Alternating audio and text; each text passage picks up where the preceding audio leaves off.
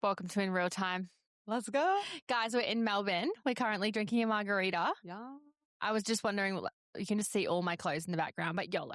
No one look at that. If I kind of do, it's fine. No one look at the clothes. We have clothes. And I just said this is probably the most unflattering angle, but whatever. Sit up straight, Millie. Nah, it's fine. I'm going to end up hunching eventually. Anyways, we have Beth from St. Jack. Hello. I feel like you have so much knowledge that we'll have to do this. You have so many worlds of knowledge. Oh, thank you. But obviously we're here to speak about St. Jack. We can talk about whatever you want. Okay. Not the thing I was just talking to you about. Some wild tea in my warehouse this week. So we will start every episode the exact same. And that is, what are you moving through in real time at the moment with your business? I would say number one thing is scale. Scaling rapidly. Yeah.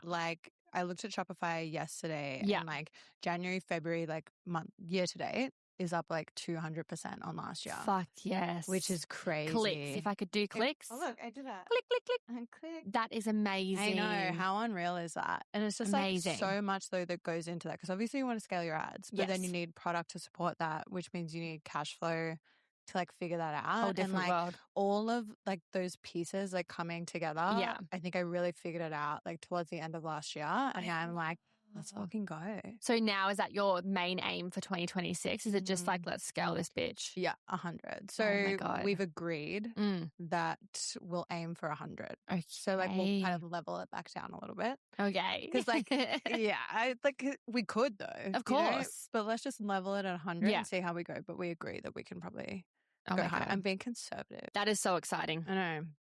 Exciting. It's a lot of different kind of work for me though, because it sounds so stupid, but I didn't start a business with a business mindset. Neither. It would have been the same for you. Yeah. Creative, this is something I want, this is something I want to make. I see the vision of it, not the numbers and P&L and this and that and whatever, but then getting to the point where it's well, it's not going to function in a way to give me the life I want. Yes. Unless I actually do all of this shit that is a real turn off. You got to step into that CEO brain. Yeah, but now it's a turn on. Because I love that. If we push these levers around, this is really fun. We can make it work. Yeah. Yes. Exactly. Oh my God. So speaking of St. Jack, I'd love you to give us a rundown of your brand. Yeah. A little bit of the history, and then we can get into it. Yeah, for sure. I mean, I'll try and keep it brief. No, babe. Otherwise I'm get into I'll it. do it for 30 minutes. Also, my vocal stim at the moment is to just sing random words. So I'm going to try and stop that. Oh my God, I love that though. Here for it. Giving pitch perfect. Literally. I was a choir captain, so there you go. I can imagine. Acapella. She was a choir captain. Loved pitch perfect. So St. Jack I started in 2020. So it was a pandemic brand. Yeah. I was in makeup prior to that. Yes. But I wasn't full-time. Coming into that summer, my career was building momentum, but it wasn't a full-time thing. Yeah. And so I also had worked in marketing. Love. So I had the kind of two brains. And then I was seeing TikToks of people being I want to start a small business in COVID. Yeah. And I was I want to do that. And I was well, I can. And then I had this idea for a sanitizing spray. Yeah. So that actually came before my brush cleaner. Right. And that was aimed at professionals and got that on the market within a year, and it was selling really well. Had the whole formula thing. Literally just woke up the next day and I'm going to start contract manufacturing and do this and whatever. Amazing. That was great. Yeah. And then after about a year, I was this is cool, but it's not making money. I had amazing customers. Yeah. Some of the highest profile makeup artists in Australia using the product, but it was $36 or something at the time. I was doing free shipping. It wasn't working for you. No. And it also didn't appeal to a broader market. Yeah. And so I was I need to make this brush cleaner because I used one similar when I studied makeup artistry. I was is that the word? Yeah. In the States. Your brain, I can see it. I'm just makeup artistry. Makeup artistry. Yeah, exactly. I was when I'd studied in the States, they asked us to buy this one that's made over there. Okay. And I was I need to make an Australian version of this. I love this. So that came out at the end of 2022. We went viral. I say we, but I went viral. I have people who work with me. Yeah. I was on my own very much. Yeah. Living at my parents' house, doing all this. I love that. Went viral less than a month later, sold out of all of my stock and continued to do that every month for the next 7 or 8 months. Okay. And then, we introduced our sponge, beauty sponge cleaner in May last year. So I really like to say that we would make makeup cleaning essentials. Yeah. But it's really makeup essentials for anyone who wears makeup, whatever your style Because you've got six products or 7 products? So, great You've got your spray, your brush cleaner, sponge. It's really like 3 primary SKUs because it's the sanitizing spray for professionals, although there are lots of like everyday girls. I affectionately call them normies. Yeah. Like there are lots of normies who use that. And then there's the brush cleaner, which is our like by far and away bestseller. And then there's the sponge cleaner. And then there's like accessories to go with all those things. So the sponge is like a towel, a tin, blah, blah, blah. But I don't really count those, like the 3 like main products, like they're my formulas. They're your hero ones. I own them. They're mine. They're mine, bitch. Don't take them. I love that. I guess because I was going to say to you, I guess that's like one of my first questions was, how do you even think about that? I guess the sanitizing spray, I can understand, but your brush cleaner, like your hero product, I was like, how does someone even think about that? I think because I'd had experience using something really similar, and that particular product was on the market in Australia, but it was hard to find. Yes. Because they were also importing it from America. Yeah. And also in the pandemic, you would know as a nurse, alcohol was so expensive. So expensive. Because our brush cleaner and our spray are perfume grade alcohol. Yeah. So like fragrance alcohol, right? And so it was so expensive for people to import in here. And I was like, the craziest thing, I don't know if I'm going to be able to get this word out, but the second primary ingredient we don't actually have here. For the one that's in America, it's called isoparaffin hydrocarbon. And we don't have it here. Clicks for the girls. Thank you so much. And so we needed to find an alternative. Okay. And it was very hard and expensive to do during the pandemic. Yeah. But we did it. Of course you did. I love that though, because I think your brand is so recognizable, I think, because of like the way you've actually marketed your product, your branding, everything about it. But to me, like, I wouldn't say I'm the world's biggest makeup girly, but I was like, what the hell? You just dip the thing in and then it's gone. Yeah, like it's kind of crazy because I read every single review that we get. Like you'd be the same. Yeah. I love to read them. Like it makes it feel real. Of course. You know, like and you take on the feedback. And it's nice. Absolutely. Just like we have a lot of new customers at the moment. Like I used to be obsessed with return customer rate and it's good, but like I want more new ones, right? Especially considering they come back, you know? Absolutely. And so the reviews that I'm reading at the moment are people like overwhelmingly saying, I thought it was too good to be true. It actually lived up to like what they said. How amazing is that? I know, it's crazy. I'm like, I didn't realize that it looked too good to be true to people, but it's because it's giving magic experience. It's giving Harry Potter. It's giving Harry Potter. And I'm Dumbledore of brush cleaning. I think because like when you think about brands, you in today's market, maybe not always, but I think like you have to have something you can do, you build content around, right? Well, I shouldn't say you have to, but to make it easier you kind of do though. Like, and I think it's fine to say that. Yeah. Like, you have to be so for real. But you have to be so for real about that. Like, you could have the best product in the world. Like this is what I used to say when I worked in marketing. Yeah. As a salesperson. You can have the best product in the world, but if you don't know how to market it and if you don't know how to communicate it or express like who you are as a brand and like what you're trying to do, no one's going to buy it because they don't know who you are. Like there have been so many brands who come and go and they're so aesthetic and shit, but I'm like, who are you? What do you stand for? I don't give a fuck. And what are you Am doing? I allowed to swear on of this? course. Oh my God, absolutely. Babe, I look like the Hunchback of Notre Dame with my margarita. It's fine, babe. I kind of got the feeling that I was allowed to. Oh my God, I was like, maybe I should check. I probably already saw. No, but I completely agree. And I think one of my main things I wanted to ask was it shocks me that you got that sanitizing spray to market in a year because beauty is so difficult to manufacture. Yeah. And you hear horror stories, I think, like a lot of like young founders that message me that are in like that industry. It's lots of testing and lots of getting it done and right. So did you get it done in Australia? Like where did you even start? So crazy. The kind of lore behind how I knew how to start was like, because you're not like a super makeup girl, you might not remember this, but Jeffree Star and Shane Dawson, Dramageddon, you know. Absolutely. So pre-Dramageddon, when they made their collaboration together, I think it was called Secret Life of Jeffree Star. And then he took Shane through how to make a product from start to finish. And like the brief, the this, the that, how much it should cost, whatever. And I just watched it at the time, which was like maybe 2015, 16. And I was like, this is so cool. Like Kylie Cosmetics had just come out. He was like, that should not be costing that much, blah, blah, blah. Like he was ripping into them. Like it was so informative. And I guess I just like soaked it up. So when I had the idea, I just started Googling literally the next day, contract manufacturing in Melbourne, because to me it was important that I wanted it to be local. And then I could not get a meeting to save my life. Get like out. no one would reply to me because in the end, I ended up finding someone nearby who I wanted to work with. And I sent them a message on LinkedIn. And I was like, hey, sent you an email like a week ago, haven't heard back, like what's going on, blah, blah, blah. They called me immediately. Wow. And they were like, we get so many emails from people on a Friday night after a couple mugs being like, I've got this idea and this idea and this idea. And they're not serious. Yeah. But she's like, you sent me this message. So like, I know you're serious. Wow. And then, and I was like, seems so fucking dumb. Just like reply to your sales inquiries, but whatever. But anyway, yeah. So I paid them a flat fee to do the formula. Yeah. And then I owned it. So I think where like a lot of people fall down, because I've spoken to a lot of manufacturers, is that they don't realize that paying for a formula, that doesn't necessarily mean that you own it. And it's very, very important to own your formulas. Absolutely. Otherwise, like, well, you can't scale it. You can't take them elsewhere. Like, really important. So had that. And can I ask what the vicinity of that flat rate was? It really wasn't that bad because chemically the sanitizing spray isn't that rough. Like, true. It was a fragrance. It was the perfume grade alcohol. Yeah. There's some bitter orange extract, something or other, blah, blah, blah.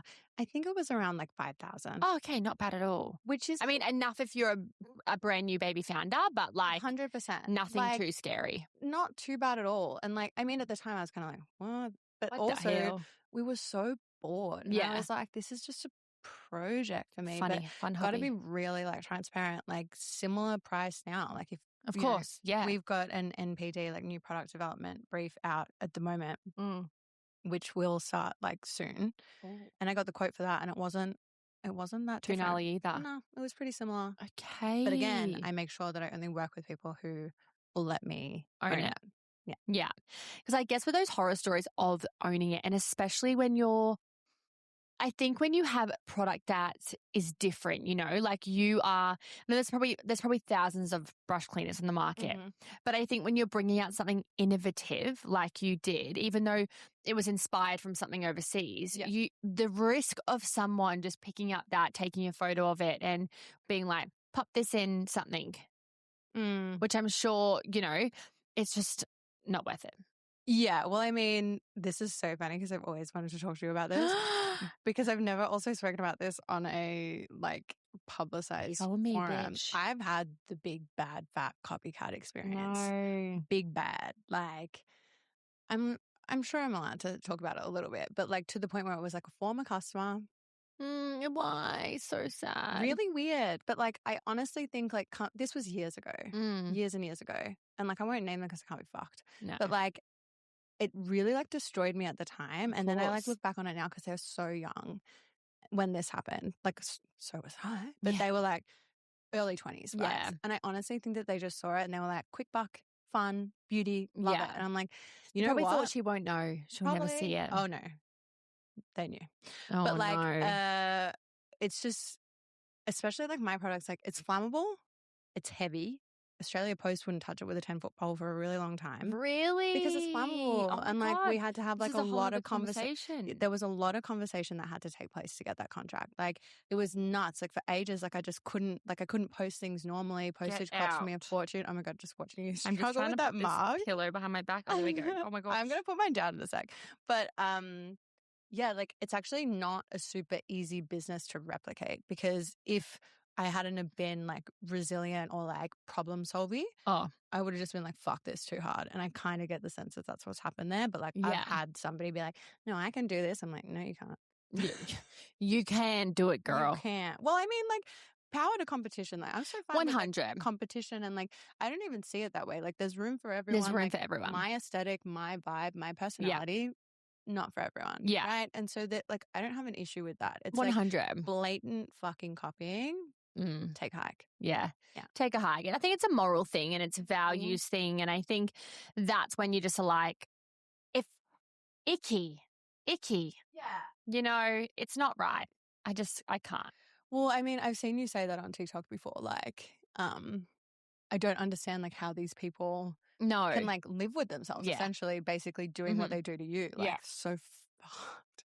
Every time I see it, every time I see one of your copycat things come up on my TikTok, I'm like, God's sake, I jumped straight in the comments. But this is what's like so great about your brand is like people immediately jump in. And the same thing happened to me. Yeah, this was years ago. There. They're like, what in the St. Jack?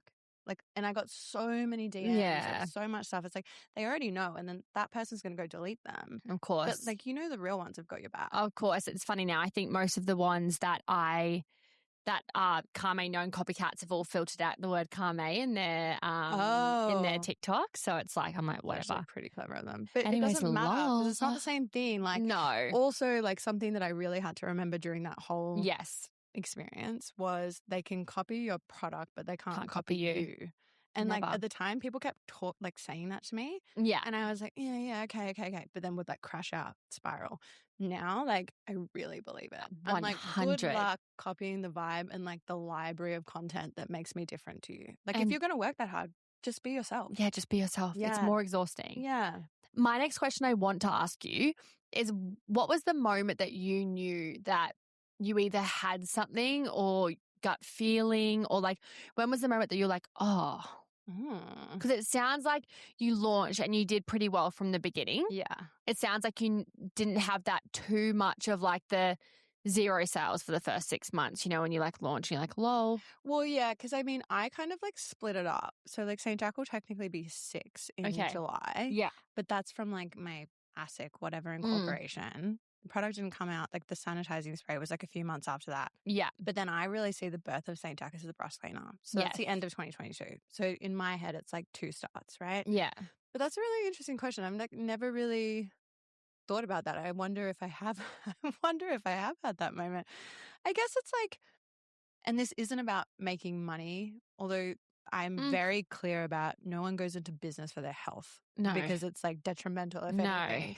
But I think moments like your Black Fridays, your launches, where it's like the sheer volume of people. But then for me, and I think that you would be the same. Yeah. The way that your customers communicate with you, even in those moments, to say, I remember actually, this is not necessarily like a I made it moment, but we ran a flash sale for St. Jack's birthday in July last year. And I think I put up something during the day because like it had just exceeded our target by like 10 a.m. And I was like, we're going to run out of stock. Like this is fucked. Like I almost didn't know what to do. And so I put a story up and I was like, if you want this, like be really fast. Yeah. Like for your sake. Like I never do stuff like that if I don't mean it. Absolutely. And then I was like, I can't believe it. Like what the hell? And then a girl who's a makeup artist in Melbourne who's like been following the whole time, she messaged me and she was like, when are you going to get it? She was like, when are you going to get it? The people love it and like they love you and blah, blah, blah. And I was like, my God, stop. And sometimes I think about that. I'm like, that's really nice. But yeah, I guess it's sometimes just like being overwhelmed by volume. Yeah. And you're like, oh shit, they're for real. Yeah. And like the people, it's like, I always think of it as like before you launch something or something gets restocked, it's like the people sitting on the website. I always think like if you put them in a stadium or you put them like, you know, at a conference and looked at them, or I'd be like, what the fuck? Yeah. Like, I don't know, like we have Marvel Stadium or like MCG in Melbourne, right? Yeah. And like most football games in the MCG will get like 45,000 unless it's like a final or something like that. You've got 50,000 followers. Crazy, like, isn't it? Think about people sitting in the MCG, like watching what you're doing. And even like when you have TikToks that flop and then you're like, oh, we've got like a couple hundred or a couple thousand or whatever it is. It's like still a few hundred people watching you. Yeah, who care? And it's like when you actually like have a moment where you can like intellectualize or like grasp the fact that they're real people. Yeah. And I think as an online business and like we don't do that many pop-ups mostly because it's a mare to move shit around because it's so heavy and like whatever. Yeah. When I have those moments, it makes it feel real and not so just real. Digital and odd. 100%. Because I think sometimes you can just feel a bit like, like a bit weird sometimes. And it like functions and you go to work every day and you have your Shopify and then you got the orders going out and it all makes sense. And you're messaging on Instagram and then you're kind of like, oh, what is going on here? And like reposting stories and then it's like, you know, Abby Chatfield's wearing a necklace and like all this stuff, right? And then like sometimes you kind of realize what's going on. You're like, wait, there's like 8 billion boxes going out there to real people who are going to use my stuff on you know, their brushes or wear my and talk things. about it to their friend and their friend. It's 100%. Wild. It's wild. With St. Jack in your time, what would you say your like 2 biggest errors are? And then if you could go back, you wouldn't do. Even though I know every founder would say, I don't regret it because it, you know, it allowed me to X, Y, Z and grow. But if you could give anyone knowledge. Yeah. it's numero uno. I've thought about this a lot because I said that recently in a TikTok. I said, I don't regret anything. Yeah. That's me. I don't regret anything. anything. The only thing I do regret, it wasn't an action. Like it wasn't a reaction or an action, because I don't regret those because you don't know any better, right? No, of course not. This was a systemic failure of me not understanding my numbers well enough. Yeah. And this goes back to what I was saying in the beginning about scaling and understanding the different levers you need to pull and managing your cash and managing, because if you manage your cash better, you're going to get better cost of goods, and then you can spend more on ads, and like everything's just going to work that way. Absolutely. If I had done that sooner, I would be in a very different position today. So how does that look like in terms of like we have kind of like this automated spreadsheet. We put in our costs landed with packaging and all the cogs and everything, and then it kind of spits out our percentage or whatever. Yeah.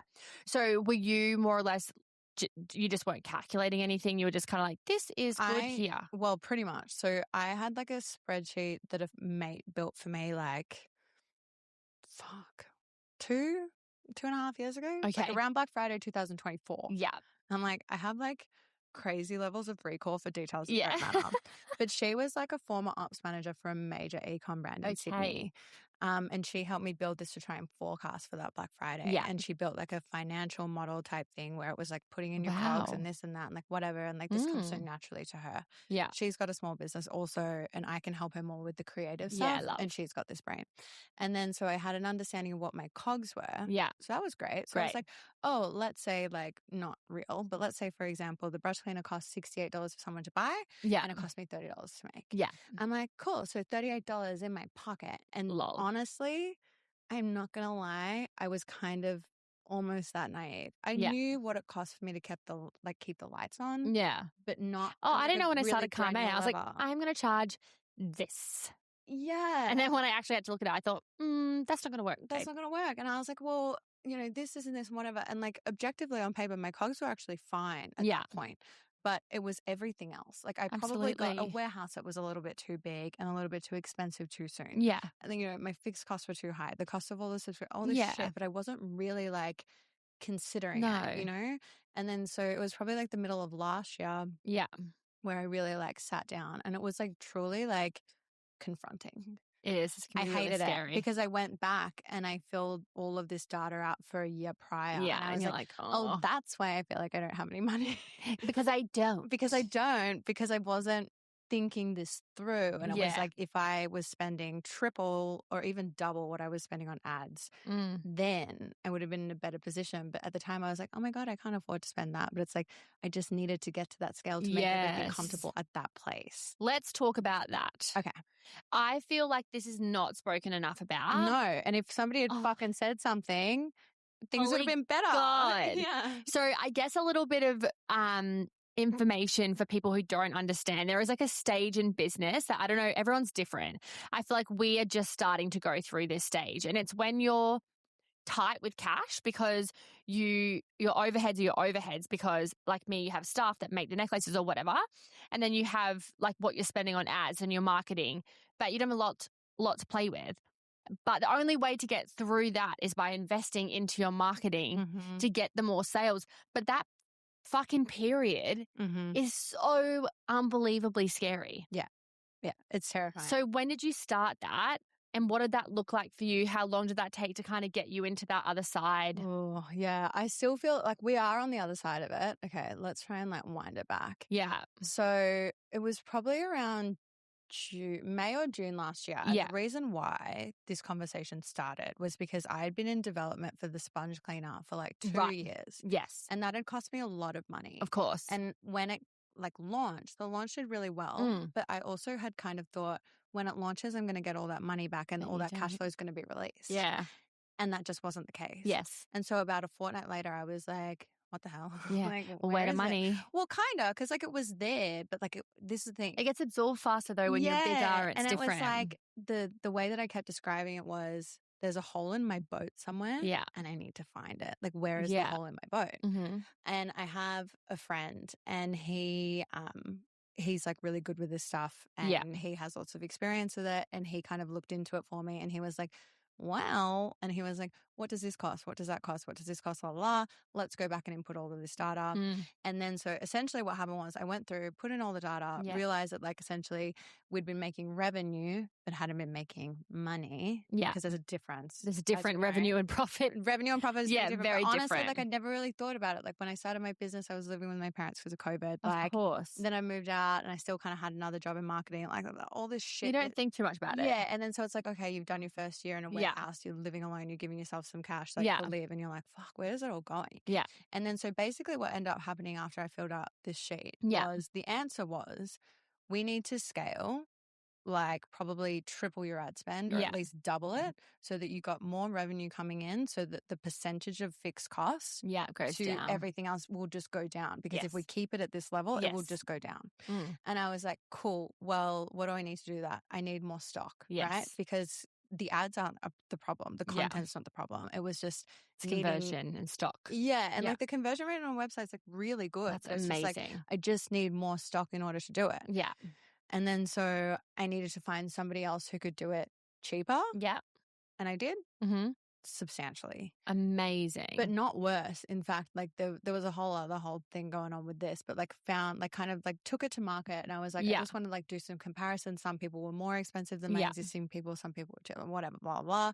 But then I had to kind of flip over into changing. I used to order really small orders frequently at a higher cost. And now I order really infrequently in my mind at a much lower cost, but it's a bigger investment up front. Yes. So we made that change in around September last year. And I'm so glad that we did it prior to Black Friday because if you're like, we go 30% off. So I was in the red the year before and I didn't even know because I was like, oh my God, Black Friday's going so well. But like, let me just choose this discount code. Exactly. Yeah. And so I was glad that we sorted it out before this Black Friday. Yeah. But then there is still a feeling of like needing to catch up to some degree. Of course. To get into the new way of doing things. Yes. But like we're almost there, thank God. But it's like that is truly my one regret is just maybe like a touch of arrogance. Like I've got the revenue coming in, like naivety maybe. Like my parents are entrepreneurial. I think you have to do it though. You have to. Like because anyone you have to have the struggle. You got to have the struggle. Anyone who looks at my fixed cost, because I think I'm quite an unusual business because we make the jewelry. Yeah. So I think like I'm the same as you. Like my fixed costs have always been so high. Yeah. But you have to function for people to make it. Exactly. So everyone's like, you need to bring your fixed cost down. I'm like, how? Like like it's impossible. Like I need somewhere for them to make. And there is nothing else. But the argument would be so interesting for you because they'd be like, you need to bring your fixed cost down. You need to scale. And it's like, well, those two things can't happen at the same time. No. Because you need people to do it. And that's a part of the ethos of your brand. Absolutely. And what you stand for. Oh my God, but we're just starting that now. So in that scaling phase of your ads, did you ever have any bumpy roads? Like, so I know you have someone that helps input your ads, but you have a marketing background. Did you ever have any like bumpy moments where you had to scale back and then go forward, or your ads died, or anything like that, or has it just been like quite consistent? No, you do great on your creative. Because I do have that background, I think. But like, so I actually worked at that agency twice. Yes. The first time I worked there when I worked in marketing. The first time I worked there, I worked in sales. Okay. So I have a really fundamental understanding of what it takes to need to sell someone anything. Love. Right? So like that's always in the back of my head. And I think that sometimes people forget with content for ads specifically, you're actually trying to connect with someone to sell them something. Yes. But not just be like, I'm so amazing. You need to connect with them. So I had that mentality. Okay. And then the second time around, I was managing a content team. Right. And we were doing this for other people. Yeah. And that was just by virtue of the fact that I'd been doing it for myself. But like getting to consolidate that knowledge and talk to people about it like, really made it so much better. I would say like it's interesting that you mentioned this. Like there weren't too many bumps. Like the inconsistencies sometimes like wig me out. Like it's the same ad spend and then like one day it's unreal and then one day it's garbage and you're like, fuck. But then if you look at it across the week, it's fine, right? It's fine. But like nothing major really. But what was I going to say? Oh yeah. The only thing is we had this towel I feel like I've been talking your microfiber towel. I feel like I've been talking about this towel on Stories so much this week. We've got this towel, but it's a really core accessory to what we sell. Yes, because you wipe the brushes on it afterwards and it's microfiber. And you can do it on anything. And I'm pretty transparent about that. You don't have to buy it, but our product's $68. Like the brush cleaner on its own, $68. Yes. Our free shipping throreshold is $80, which, like, considering how expensive shipping is these days, yeah, I was going to say that is a very low. We will be bumping it. So Beth's like, get on there and buy your brush cleaner, bitches. Yeah, well, I am going to be bumping it probably by June, because we've got something else coming out in April, which I feel like is just going to up our average order value. Which is great. It was more just like, okay, we're establishing ourselves. Like, yes. let's make it, like, remove objections for people or barriers for people to buy. Absolutely. But now it's literally only going to be out of stock for like a week and a half. Yeah. No, maybe like 2 weeks. Yeah. But people buy it in bundles, and that's what kind of gets them over. They're like, well, I don't want to pay for shipping, but I want to buy a bundle. So I'm actually really curious to see, with the current structure that we have that's really working, if we take away something like that that's really key for people to push them over the edge. Like our best-selling bundle we won't be able to sell for 2 weeks. What impact is that going to have? But if I see that, because I'm in there every day, if I see that, I will just scale back, because it's like I'm not going to throw money down the drain. No, of course not. But I'm curious, because there are other things that people can buy. Yes, absolutely. But I wonder how core that is. It's interesting, isn't it? Because I think sometimes I believe, I'm quite woo-woo. I believe sometimes the universe just gives you that. Like, you don't have a choice for 2 weeks, right? So it could be the best thing ever, and you find a different product like that. They're like, oh, I might try this. Yeah. And then, like, who knows? You could have a new hero product. Like, I think you just never know what could happen, and it's worth the assessment. Yeah, I think it's going to be an interesting test nonetheless. I mean, when I started the business, when I brought the brush cleaner out, I didn't have the towel. Like, people just buying it. And it still went viral. It was fine. Like, I'm just really curious to see if that actually brings up this objection about the shipping thing, or if people are fine with it. So, because I find it interesting as a consumer, and this is like a conversation I've been going back and forth in my brain. It's like, I've been looking at the website of Kaarme, looking at conversion. It would be the exact same as you. Like, as founders, we're always like, okay, why are they getting stuck here? Or what are they doing here? Or this is selling and la, la, la. And I've been coming to the same kind of thought of like, as a consumer, I don't wait for launches. I think it's an ADHD thing. It's just, you want it. I want it now. So if I can't have it now, I'm not having it now. Well, because it doesn't give you the dopamine. No dopamine. I'm not going back. I'm not an alarm setter. So I've never really, like, when I see people waiting for my launches, I'm like, that's so funny, because your launches are such a core part of your brand. But you're like, this doesn't make sense. Like, that personality doesn't make sense to you. That's and nuts. The girls in the office always laugh. They're like, you would forget. And I'm like, I know, I just would forget. But then the shipping thing, right? If I want something, I don't think the $10 shipping would stop me getting Deter you. Yeah. And I understand part of that would be privilege. I do. But I think I still, even when I was a nurse and, you know, I was earning a lot less money, I still would have been like, and like, I don't earn a lot now either. Like, just preface that, bro. But I'm like, hold on. But I think I'm just like, because I have that brain, I have that dopamine brain. I'm just like, oh man, I don't. It's 8, 9 out of 10. But you some want the people, instant gratification. They have a different, and like, I think don't know if you had to do that as well. Like, I've really had to like put my brain, and this is like where your sales background would come in. Like, I've had to put my brain into like different consumers. Whereas like, I've never done that. I'm a nurse. So for me, I was like, well, what do you mean? Like, Cindy will do this, and like Johnny will do this. And like, you know, it's a whole thing that we don't think of. Yeah, it is. And I mean, like, to be fair, like, yeah, I've got the sales background, but I probably don't even get that granular with it. It's like, I just notice, like, I know what our best sellers are. Yeah. And I know that it's probably because they're getting free shipping. But then I see people like every day doing crazy shit on the website where they're using discount codes, but it means that they're actually paying more because the discount codes like drops them below the threshold, and then like the shit, like, whatever. I see people doing crazy shit. And so it's like, maybe it won't have a huge impact or anything like that. Yeah. And honestly, like, it's not long enough for me to be like, oh fuck, I'm going to go under in the next fortnight. No, but of course. It's an interesting experiment, because like, I've got it on my to-do list to be like, okay, well, when that goes out of stock, I need to change the collection pages around, so anything that has the talent, it needs to go to the bottom, and so that it can be like sold out, so it's not agitating people. I need to change the links over in the ads, like all this sort of stuff. But yeah, I mean, like, I see people pay for shipping all the time. I see people choose express on things, and I'm like, how bad do you need to clean your brushes? Like, and I love you all so much, but I'm like, it's crazy. even curious to me. Yes. But I get what you mean. Like, I'm similar to you. Like, actually the shoes that I wore today, these guys Tubes, they're Melbourne based. They make sandals, really cool, like twins. Yes. Jess and Steph, I think. And I got the most relentless ads for these sandals all through December and January, and they were sold out. And it really irritated me. These shoes are unreal, by the way. But it irritated me because I would go on the website and there wasn't an option to sign up to be notified when they were back. There was only an option to pre-order. And I was like, I mentally cannot spend $149 on a pair of shoes something and wait until the end of January. I'll just hope for the best that I see it when they come back. Yeah, I'm the same. So everyone's different, but I was like, I can't spend money if I'm not getting it now. Yes, Yeah. I'm the same. Yeah. I'm the same. And I think that's I think when we're looking at marketing, and it's interesting with ads because at the end of the day, they're a giant, you can be as strategic as you want, and sometimes they'll work and sometimes they won't. Mm-hmm.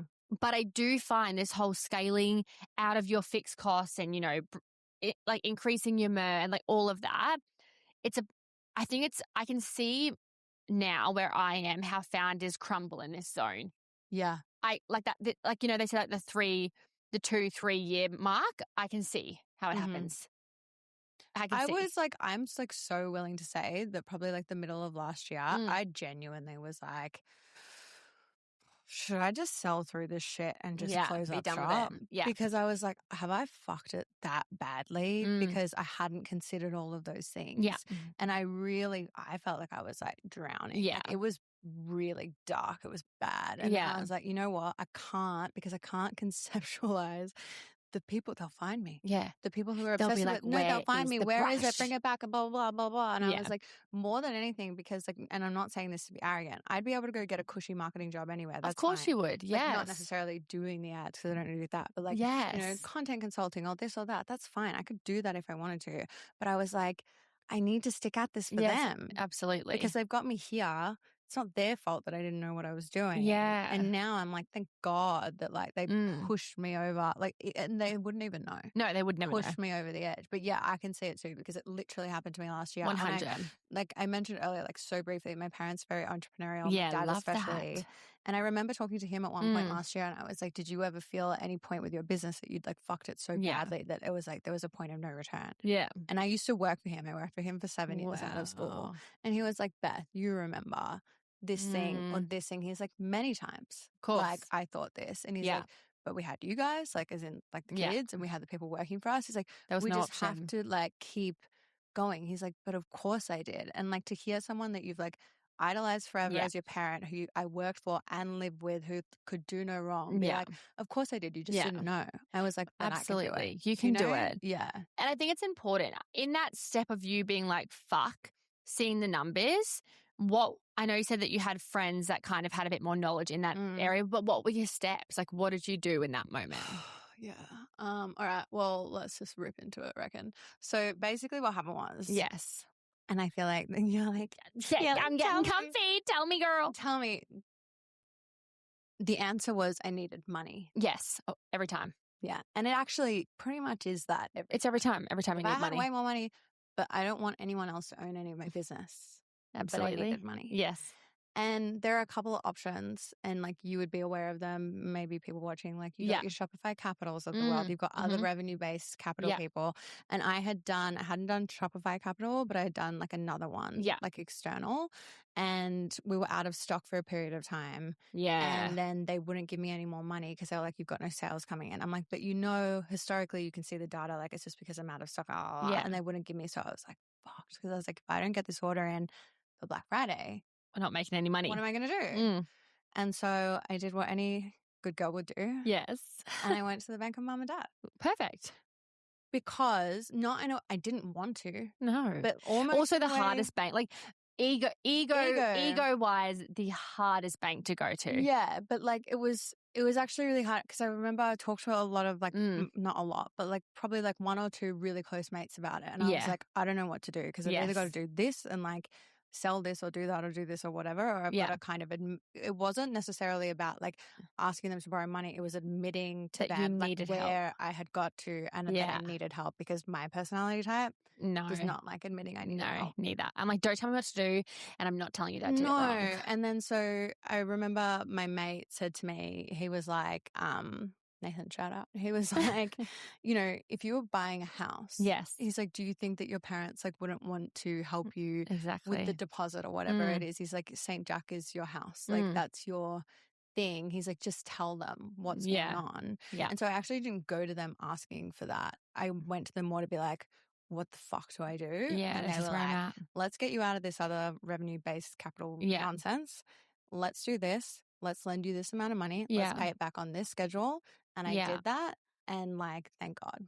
And amazing. I totally understand that not everyone would be in a position where, firstly, their parents could do that. Yeah. Secondly, where they have a relationship with their parents Of where course. they can do that. And like, I'm very fortunate that that's the case. I would never, ever want to do that again. No. But like, it did get me through that period. But like, I remember like spitting in all this data and like getting the answer back was you just need more money to buy more shit cheaper.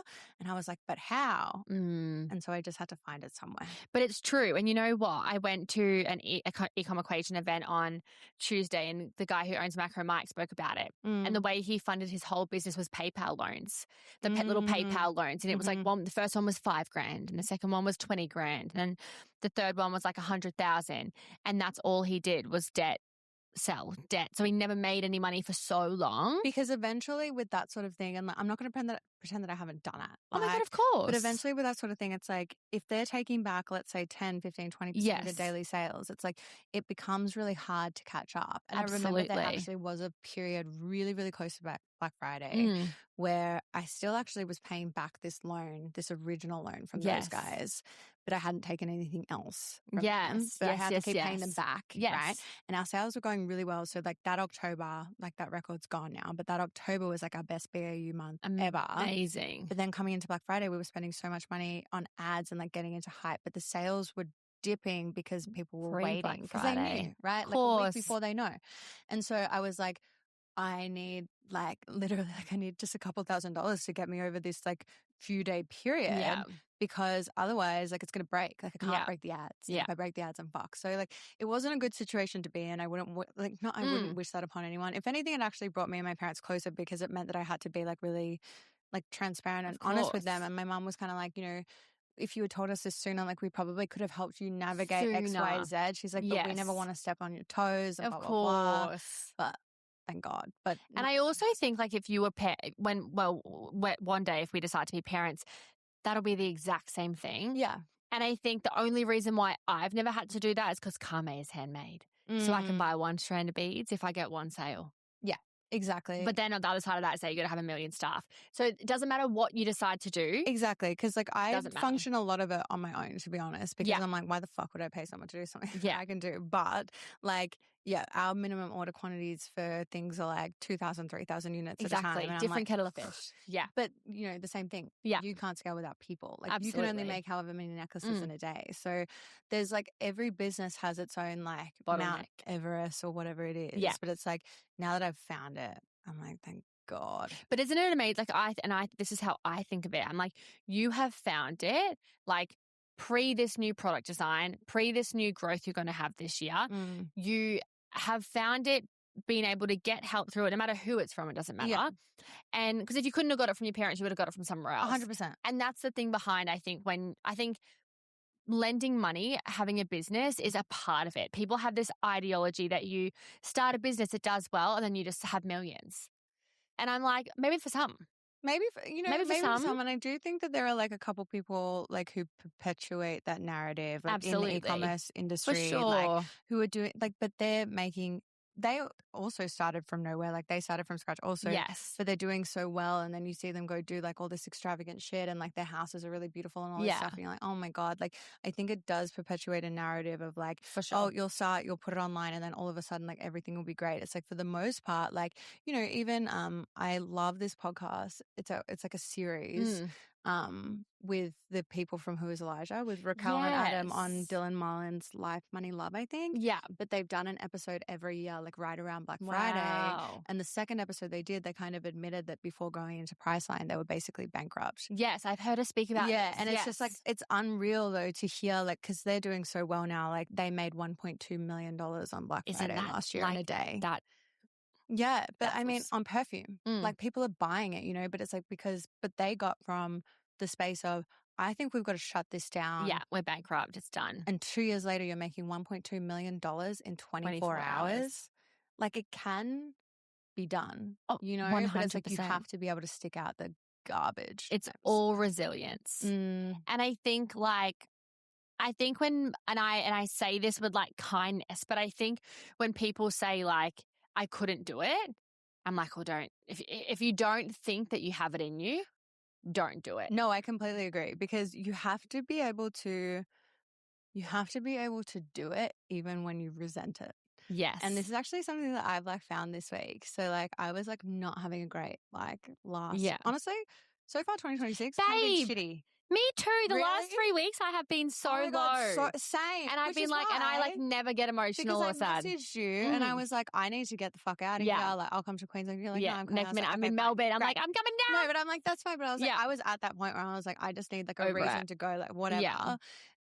But something that I like reflected on this week was even all those days where I was like so low, so sad, like so crashing out. Like I went like yesterday, I said to my mom, I'm like, it's the first day I didn't cry in like 10 days. Same. And I was like, that's so cool. Like I did. She's like, good for you. Oh.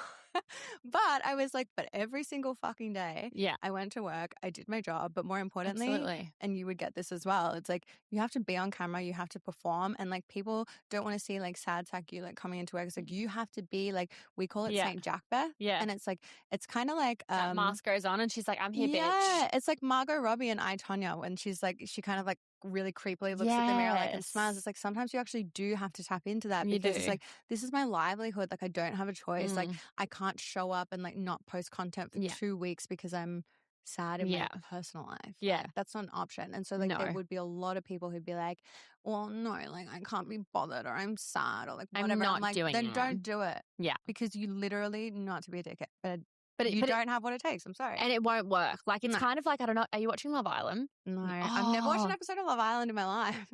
Beth. I know. It's crazy. People get shocked by it. I feel like you'd be quite good on Love Island. I would be good on it. I feel like you'd be great on it. I feel like I can't go on it because I would get fired from life. I would say something really just cancelled. like, Oh, that's always a worry. I reckon I'd either be the villain or the really nice person. But there'd be no in between. Yeah, you'd get an edit. They'd cut up all of my words and they'd make me be like... They'd give you an edit. We talked about this the other day. We were talking about maths and my friends were like, you should go on maths. I was like, fuck no. But they were like, you'd get the nice girl edit. And I'm like, I totally would. I'd be like, oh my God, babe, it's okay. Your husband's a loser. Yeah, and I'd be like watching the dinner parties like, and they would zoom in on my like stunned fish face. Like I'd be the reaction face, and they would be like, "Oh no!" Like if her jaw's on the floor, I'm like, my jaw's on the floor all the time. Oh, I'm gonna die! I love it though. I love it. So good. So let's leave the queens with 2 pieces of advice. What? Just like raw dog pieces of advice? Just raw dog pieces of advice. Yeah. Fuck. Okay. I think like I think we've spoken about the journey, product, where you came from, content, all that stuff, scaling. I think if you could go back, I guess, and I know it'll fall back in the same resilience pile, but if you could go back to, you know, Beth, post-COVID, you know, brush cleaner, all the things, like what are 2 things that you would say to her? Like Oprah Winfrey, like what are the 2 things you would say to her? What would you say to her? Oh, fuck. Hold on, bitch. No, I'm kidding. Nah. Like I need to... it is the resilience thing, unfortunately. Yes. Like it does come down to that a Absolutely. lot, because you also need to get really good at being rejected, which as someone with ADHD and rejection sensitivity dysphoria is hard. Yeah. Like that's really hard. Like people saying no to you all the time. You have to be scrappy as fuck. Like you have to be willing to knock on doors, take the no's, keep going. Like problem solving like through the roof. Yeah. And like this is kind of, it's interesting when we were talking about people who like can't handle it or you're not built for it, right? Yeah. Somebody said to me the other day they had a product and they just wanted to sell through it because they'd made it a few years ago, and then they were like, fuck this, like I don't really want to do it anymore. Like it was a good idea at the time, but like they kind of come to this realization that they didn't want to do it anymore. And they were like, what's your idea with content, this, that, whatever, to get this done? And they were like, damn, I wish I made a product that I cared about like more. Yeah. Because it would have been easier to do this. 100. And so I think like the biggest piece of advice I get anyone who's the kind of person who would listen to a show like this is like, whatever it is you're going to do, make sure that you really care about it, because you are going to have to do it on the days where you don't want to, but also like you're going to have to do it on the days where you've got no money and you have to go to your parents or whoever it is, your partner, your husband, whatever, like admit to shit that you don't want to admit to, like look in the mirror and like come face to face with like your shortcomings. It's like you can't do that for something you don't care about. And that's why I feel so strongly about the copycats, because they can't do that because they don't care, because they weren't inspired to make something beautiful like you. No. They were like, oh, I can see where she gets those letters on Alibaba, so let me just do that. Like they can't do, like, it's a lot of inner work with owning a business. Absolutely. And it's kind of like the same as like a professional athlete. Like that chick from the Winter Olympics who was talking about, like, I love sport because you know if you're like the first one in the gym and the last one out, and you know that you have to put in the work every day. Yes. But then everyone just sees you at the Olympics. Yeah. And it's the same thing. Same thing. So that would be my biggest thing, because it's like you can't do that for something you don't care about. Thank you so much for coming on. Oh my God, you're welcome. That was the best piece of advice. I feel like I was just like, oh my God. Oh my God, I ate. No. She did. Anyways, I love you. Thanks for coming on. Thanks for sharing everything. Oh, where can we find St. Jack? What is your Instagram? Oh, Instagram weirdly is by St. Jack. The business is not called by St. Jack, by the way. It's just St. Jack. Instagram allowed? Weird. Well, there's a guy, his name is Nick Glover. Oh, He has the handle St. Jack. He hasn't been active in years. I message him every couple months. He never replies, but it's at BY St. Jack. And then in TikTok, is St. Jack Cosmetics. Vibes. All right. Love you all. Bye. Bye.